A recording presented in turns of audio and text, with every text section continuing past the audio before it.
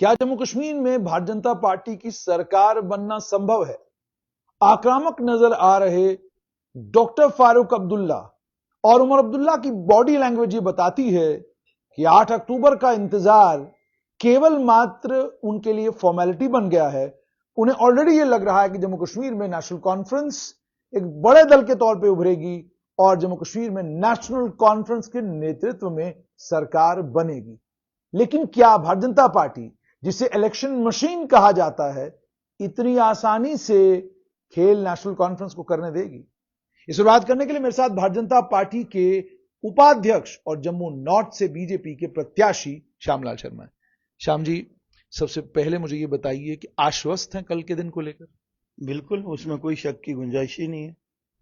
अपनी सीट पे आश्वस्त हैं और बाकी जम्मू संभाग की 42 सीटों को लेकर एक राजनेता के तौर पे नहीं बल्कि एक विश्लेषक के तौर पर आपका अपना आंकलन क्या है?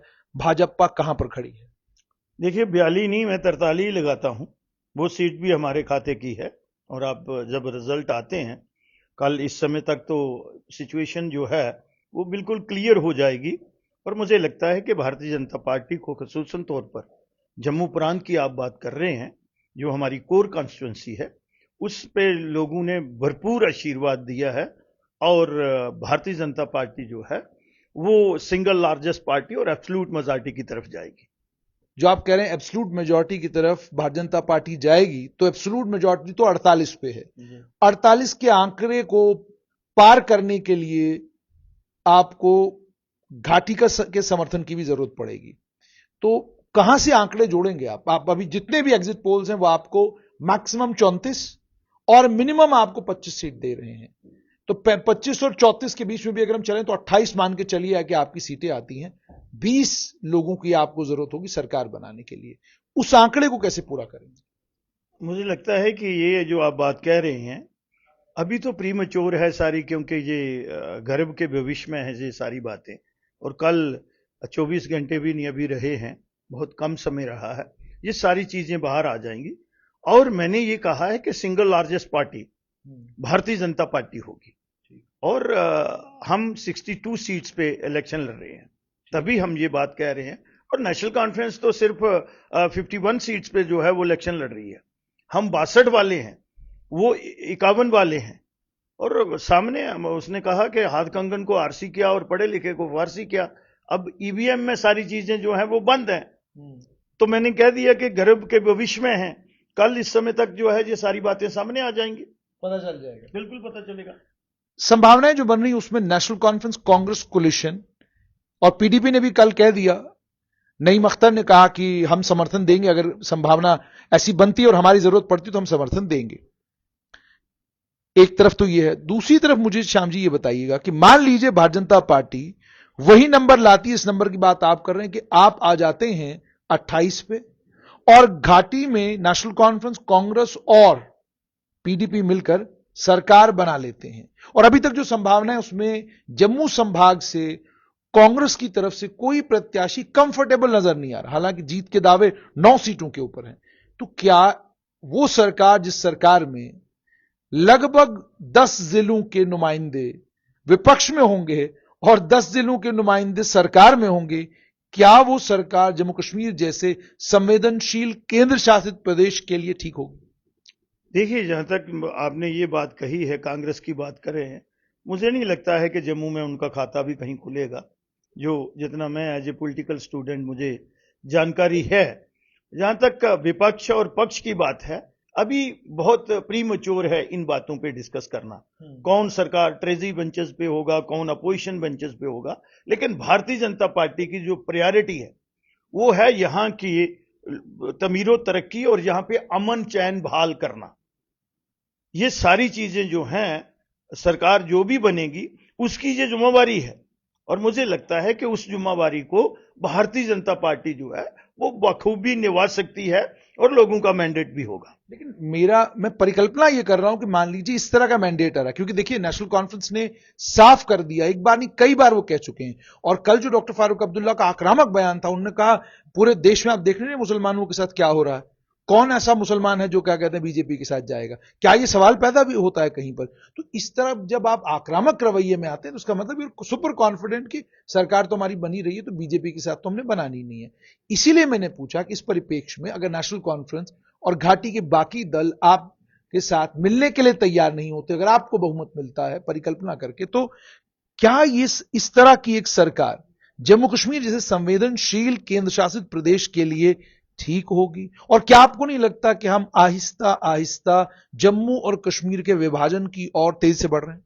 या अगर आप जो लोग 3 बार चीफ मिनिस्टर रहे हैं, अगर वो ये बात करते हैं, हम भी बात करते हैं कि हमारा भी हक बनता है और जम्मू का डोगरा भी जो है वो चीफ मिनिस्टर, बट ये नंबर्स पे मैटर करता है। लेकिन अगर डॉक्टर फारूक अब्दुल्ला जी ये कह रहे हैं कि कौन मुसलमान होगा, हम तो नहीं कह रहे थे कि कौन हिंदू होगा।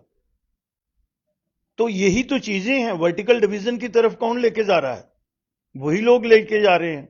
उन्होंने जो बात की है, जहां वो खेले हैं कि उन्होंने कश्मीर के सेंटिमेंट्स को इमोशनल ब्लैकमेल करने के लिए हमारी आस्था पे ठेस पहुंचाई। हमारे शंकराचार्य जी को उन्होंने कहा, लिखा हुआ है। तो ये सारी बातें कहां से हो रही हैं? वो हमेशा कश्मीर सेंट्रिक पॉलिटिक्स करते हैं और हमारे लिए अखंड भारत है। तो ये सारी चीजें जो सामने देखते हुए अभी मैं इन चीजों पे कोई बात रख नहीं सकता, क्योंकि किसी को कुछ नहीं पता है कि ईवीएम में क्या है। लेकिन हमारा ये मानना है कि हमारी जो भारतीय जनता पार्टी है वो single largest party Jammu Kashmir में होगी। सिंगल लार्जेस्ट पार्टी बनने के बाद अगर आपको विपक्ष में बैठना पड़ा तो मुझे बताइए कि विपक्ष में बैठने का मतलब यह हो गया कि एक बहुत बड़ी मेजॉरिटी, बहुत बड़ा वोट बैंक, जो अभी एग्जिट पोल बता रहा है 43% के करीब करीब आपका बताया जा रहा है कि इतना वोट आपको मिलने वाला है, 43% जम्मू कश्मीर विपक्ष में होगा। नहीं, अभी इस बात पे मैं जवाब नहीं दूंगा, लेकिन भारतीय जनता पार्टी की जो स्ट्रेंथ बनी है वो विपक्ष में बैठ के ही बनी है। यहां भी भारतीय जनता पार्टी अगर आप देखेंगे और पूरे देश में भी अगर देखेंगे, भारतीय जनता पार्टी ने कभी भी अपने असूलों के साथ समझौता नहीं किया है। इस बात पे कंफर्टेबल तो नहीं है? आप कह रहे हैं कि भैया बना लो सरकार तो चलाएंगे हम ही, क्योंकि गृह मंत्रालय तो हमारे पास होगा और आईएएस अफसरों को इधर से उधर करने की ताकत भी लेफ्टिनेंट गवर्नर के पास होगी। उसके अलावा फाइनेंस के बिल्स को लेकर भी ताकतें लेफ्टिनेंट गवर्नर के पास होंगी। जो भी बिल लेफ्टिनेंट गवर्नर चाहेंगे वो रोक सकते हैं। और अब पहले प्रावधान ये था कि 2 बार असेंबली ने बिल पास किया, तो तीसरी बार अगर वो बिल वापस गवर्नर के पास जाता तो उन्हें उस पर एसेंट लगाना ही लगाना था, उनके पास दूसरा कोई चारा नहीं था। लेकिन अब तो वो है ही नहीं। 15 बार बिल पास करिए, 15 बार वापस आएगा, फिर राष्ट्रपति के पास जा सकता है, फिर वहां रुक सकता है। तो इन परिस्थितियों में कहीं बीजेपी ने ये मन तो नहीं बना लिया कि ये वाला खेला कर लेते हैं, ठीक है आप सरकार बनाइए, चलाएंगे हम? नहीं, मुझे नहीं लगता अभी इस पे हमारी कहीं फॉर्मल मीटिंग भी आफ्टर इलेक्शन हुई है। अच्छा, ऐसी बात ही नहीं हुई। अब we are in very comfortable position. जब रिजल्ट आते हैं तो जो जनता का मैंडेट है, मुझे लगता है डेमोक्रेटिक सिस्टम में और भारतीय जनता पार्टी की हमेशा इन चीजों में आस्था रही है और कमिटमेंट रही है। हम जो लोगों का मैंडेट होगा उसका पूरा आदर और सत्कार और सम्मान करेंगे। यही डेमोक्रेसी की खूबसूरती भी है और सेंसिटिव भी है। तो मुझे बताइएगा कि आप जितने भी आजाद उम्मीदवार जीतने की जिनकी संभावना है, पुराने साथी हैं आपके जिनके साथ आपके संबंध रहे हैं, पुराने साथी जो आपके साथ सरकार में रहे हैं, पुरानी पार्टियां जो आपके साथ सरकार में रही हैं, संपर्क में हैं आप उनके, या अभी कोई संपर्क साधा ही नहीं आपने? नहीं, अभी कोई ऐसी बात ही नहीं है। हमारी पार्टी ने इस पे अभी कोई ज्यादा चर्चा ही नहीं की। अच्छा, अभी चर्चा भी नहीं? अभी कोई चर्चा नहीं हुई है अभी। तो मुझे ये बताइएगा कि दूसरी तरफ देखने को ये मिल रहा है कि नेशनल कॉन्फ्रेंस के बड़े नेता अजय कुमार सदोत्रा भाग रहे हैं, कह रहे हैं विपक्ष जो संभावित आजाद उम्मीदवार हैं उनके पास लोग पहुंच रहे हैं। कांग्रेस ने पंजाब के बड़े बड़े नेता सारे काम पे लगा दिए हैं कि भाई फौरन जाओ, सबको कहो कि भाई वापस आ जाओ, माफी मांग। और यहां तक कि कांग्रेस अपने ही नेताओं के पैर तक पकड़ रही है कि भाई माफ कर दो, हमें गलती हो गई मैंडेट देने में, लेकिन पार्टी में वापस आ जाओ। तो बाकी पार्टियां तो ये सब कर रही हैं, बीजेपी इलेक्शन मशीन होते हुए अभी तक खामोश बैठी होगी। ये मतलब इसको मानना थोड़ा अजीब सा लग रहा है। मुझे लगता है आपको मानना चाहिए, ये सच्चाई है। और जो आप कह रहे हैं बड़े बड़े लीडर नेबरिंग स्टेट के हैं, 2-2 सीट्स पे इलेक्शन लड़े और हार के आए हैं, और उस पार्टी से हार के आए हैं जिसकी एज 5 साल नहीं है। तो ये जो बातें हैं ये हमारे कहते हैं कि धुएं में कुछ एक्टिविटी करने की, तो हमारा वो नहीं है। हम बड़े ट्रांसपेरेंट मैनर से चलते हैं। जो जनता का मैंडेट होगा, हमारी लीडरशिप और हम लोग उसको एक्सेप्ट करेंगे। ये अच्छा, आप इतनी शराफत से एक्सेप्ट करेंगे? भैया आपने हमको दे दिया, हम आपका आदर मान सत्कार करते हैं, हम अपोजिशन में जाके बैठेंगे। मुझे तो नहीं लगता बीजेपी ऐसा करने वाली है। आप भी साम दाम दंड भेद सब चीजों का प्रयोग करके सरकार बनाने की पूरी कोशिश तो करेंगे। देखिए, हमने एक अच्छे तरीके से इलेक्शन लड़ी है और ट्रांसपेरेंट मैनर से लड़ी है और पूरे दमखम से लड़ी है। तो हमें लोगों का जो मैंडेट है उसका आदर सत्कार करना चाहिए ना। ट्रेजरी बेंचेस हो चाहे अपोजिशन बेंचेस हो, हम तो लोगों के जो उनके फंडामेंटल राइट्स हैं उनके कस्टोडियन और चौकीदार बन के काम करना है हमने। ये थोड़ा है कि अगर हम विधायक रहेंगे, मंत्री बन के ही आदमी ज्यादा काम कर सकता है। एज ए विधायक भी जो है सेवादार बन के काम कर रहा है। और भारतीय जनता पार्टी के लिए अपोजिशन या ट्रेजरी बेंचेस जो है, लेकिन जम्मू कश्मीर में हमारे लिए सबसे प्रायोरिटी है कि जहां अमन चैन कैसे बहाल हो और जम्मू कश्मीर रियासत अपने पैरों पे किस तरह से खड़ी हो। हमारा बड़ा क्लियर रोड मैप है। जैसे आपने कहा आपका क्लियर रोड मैप है, श्याम जी ये भी आपसे जानना चाहूंगा कि परिस्थितियां ऐसी बनी कि आपके नेताओं ने नारा भी दिया, और मुझे याद है कि आप कांग्रेस में थे जब आपने ये बात कही थी कि जम्मू कश्मीर में संभव है हिंदू मुख्यमंत्री। यह आपका बयान तब का था जब आप कांग्रेस में थे। आप ही ने कहा था कि समय आ गया, 2 भागों में बांट दीजिए, अगर नहीं वहां पे ठीक हालात होते हैं तो कश्मीर घाटी को अलग कर दीजिए, जम्मू संभाग को अलग कर दीजिए। क्या आपको लग रहा है कि पॉलिटिकल इक्वेशंस और पॉलिटिकल डायनामिक्स आहिस्ता आहिस्ता वहां पहुंच चुकी है जहां आप थोड़ा सा, कल मैं आपके बड़े प्रवक्ता से बात कर रहे, उन्होंने कहा जी नहीं हमने तो नहीं कहा हिंदू सीएम, हम तो कह रहे मुख्यमंत्री कोई भी हो, मुख्यमंत्री होना चाहिए। तो क्या आप भी पलट रहे हैं हिंदू मुख्यमंत्री से? और क्या आपको अब लग रहा है कि पॉलिटिकल डायनामिक्स ऐसे हो चुके हैं, पॉलिटिकल इक्वेशंस वहां पहुंच चुकी हैं कि शायद आने वाले कल में जम्मू और कश्मीर संभाग के तौर पर एग्जिस्ट न करें, बल्कि राज्य या यूनियन टेरिटरी के तौर पर दोनों एग्जिस्ट करें? नहीं, मैं ऐसा नहीं अब समझता, क्योंकि उस समय यह धारणा थी और मेरे और आप जैसे लोग भी जो थोड़ी बहुत इस पे पकड़ रखते थे, ये सोचते थे कि 370 को के हाथ नहीं लगा सकता। और वो आपको पता है मेरा एक रोड मैप था कि रीजनल अटॉनमी, अगर वो बड़ी अटॉनमी की बात करते हैं तो वो मेरा ब्रेन चाइल्ड था, आपको पता है। और उसी पे मैं भारतीय जनता पार्टी में आया। उन्होंने कहा था कि हम इससे भी बड़ा करेंगे और उन्होंने करके दिखा दिया। अब आस्ता आस्ता दोनों खित्ते जो हैं, ये तो पहले ही एक शांत माहौल में रहता है जम्मू, चाहे हिंदू हो, मुस्लिम हो, सिख हो, ईसाई हो, पक्के राष्ट्रवादी और राष्ट्र के साथ खड़े हैं। कश्मीर में इन्होंने कश्मीर सेंट्रिक पार्टीज ने एक माइंडसेट डेवलप कर दिया था। आज अगर हुर्रियत भी जो है अंडर ओथ आ गई, दूसरे लोग भी अंडर ओथ आ रहे हैं, तो आस्ता आस्ता जो आप डिस्टेंस वेज की बात कर रहे हैं वो क्लोज हो रहा है। और हम उसको अब एक यूनिट मानते हैं और हमें मानना भी चाहिए।